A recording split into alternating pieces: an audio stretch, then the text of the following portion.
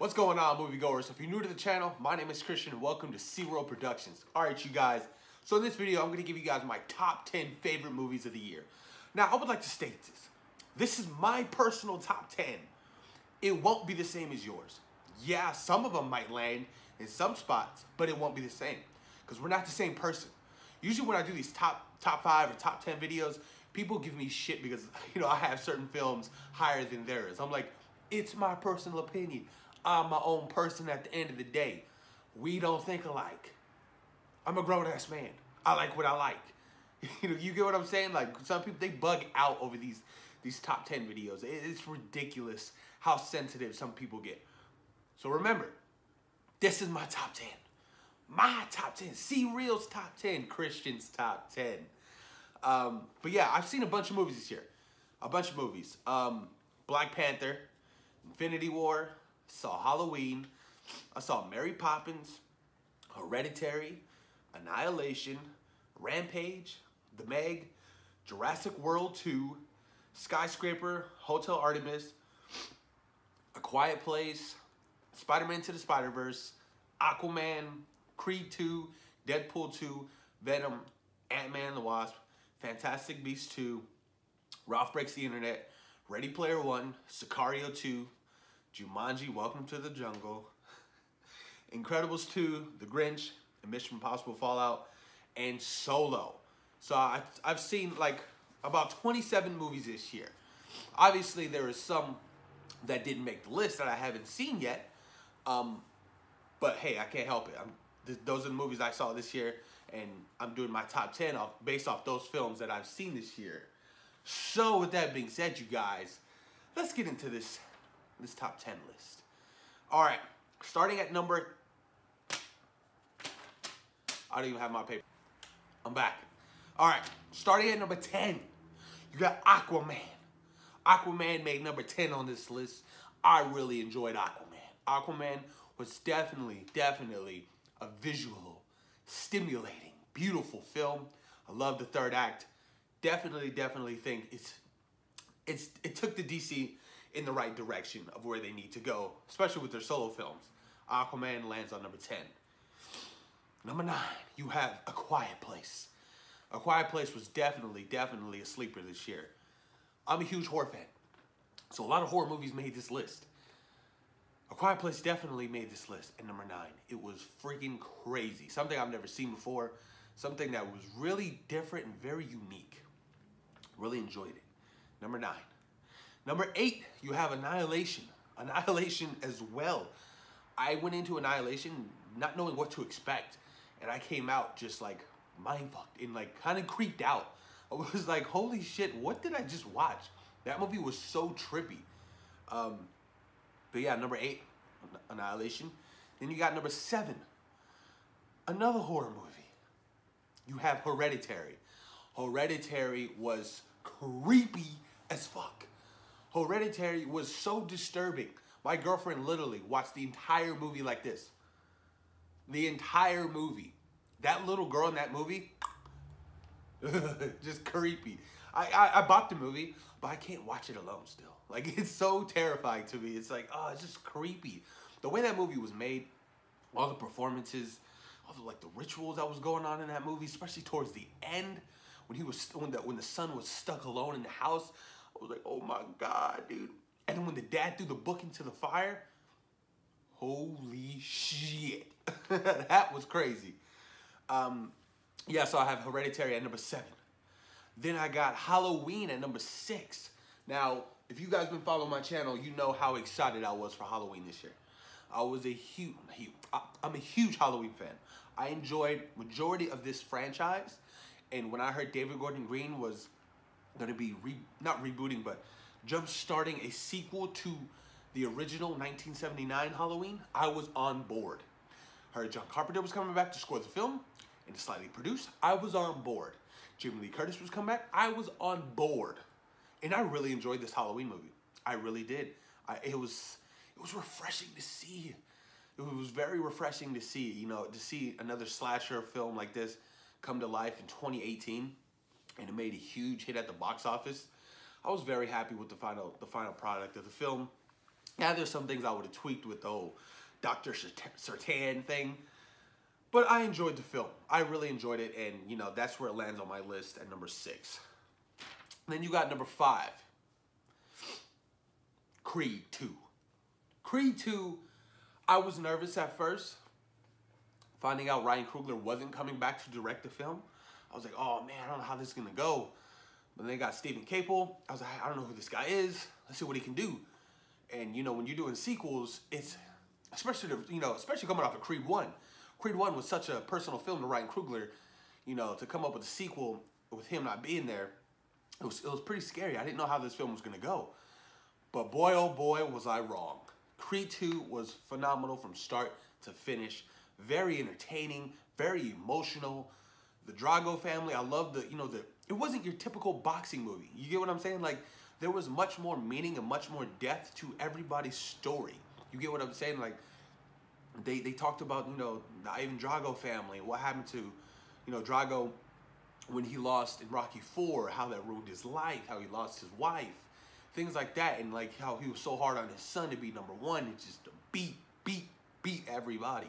And Michael B. Jordan's performance was phenomenal. He had me teary-eyed in a couple of scenes. He was great in that movie. So Creed 2 stands at number 5. Number 4, you have Ready Player One. Now, I didn't see Ready Player One in theaters.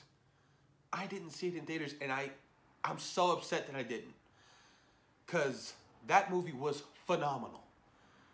I completely didn't know what to expect when my girlfriend rented it. I was like, all right, sure, let's watch it.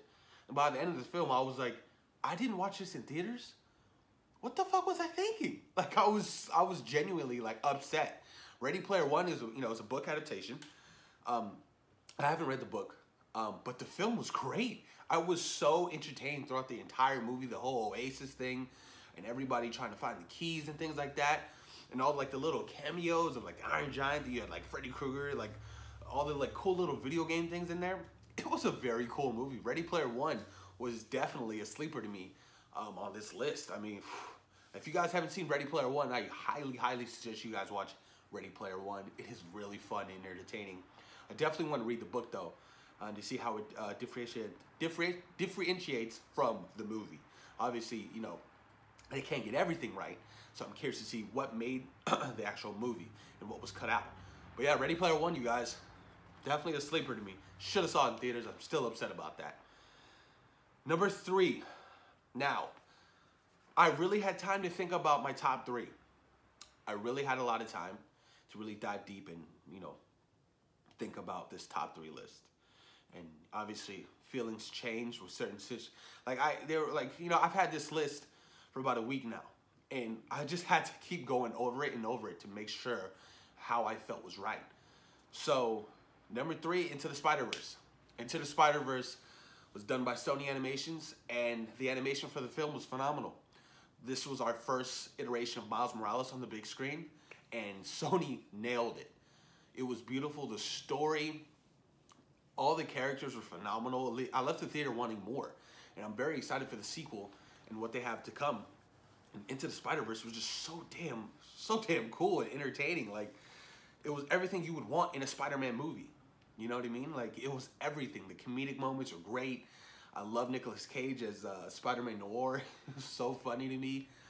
Miles Morales, you guys. The soundtrack was good, too. The soundtrack was phenomenal. Spider-Man Into the Spider-Verse was definitely a fucking fantastic movie. And I did not expect that.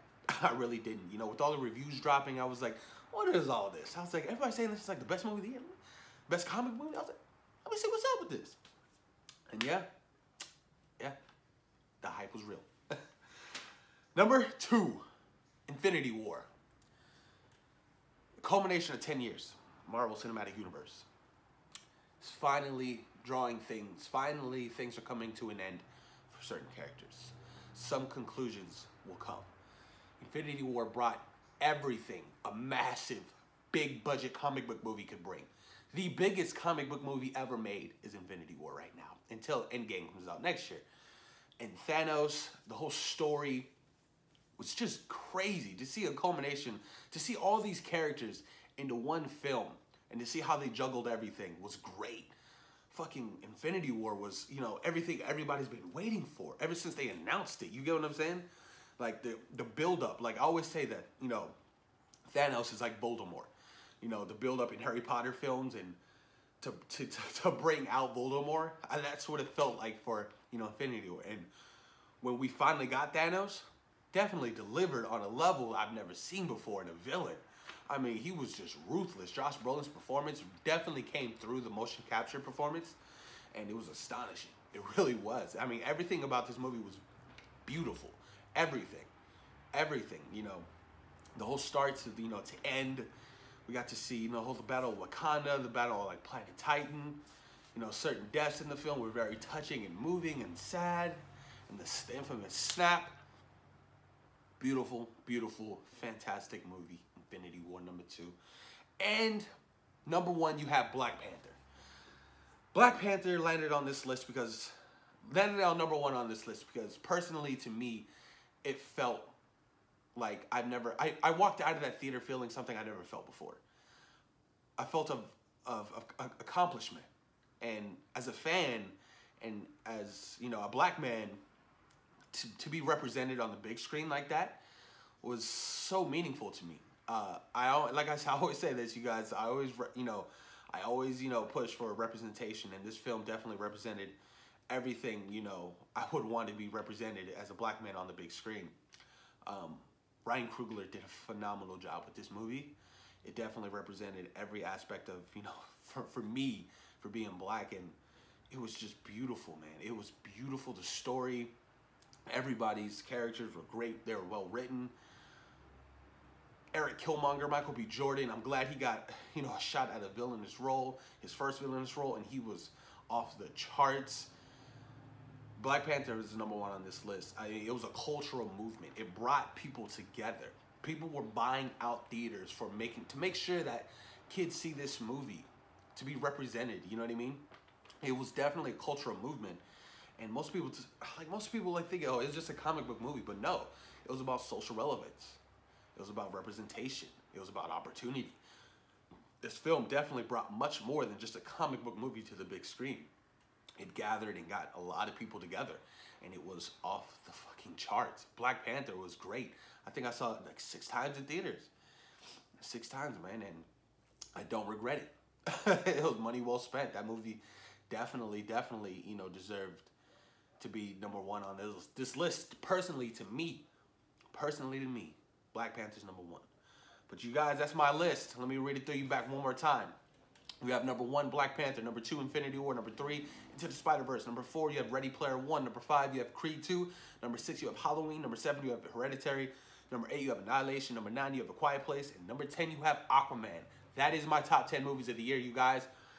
Post your top 10. Let me know what you guys' top 10 is. I'm curious to see what film you guys have at #10 and #1. Like I said, this is my personal top 10. It won't be the same as yours. So don't get all butthurt because I don't have your #1 is my #1. That's the way life is, y'all. We're all different people. But please post your comments down below. Let me know you guys' list. I'm so curious to know. And thank you guys for taking time out of your day for watching C-Roll Productions. Peace.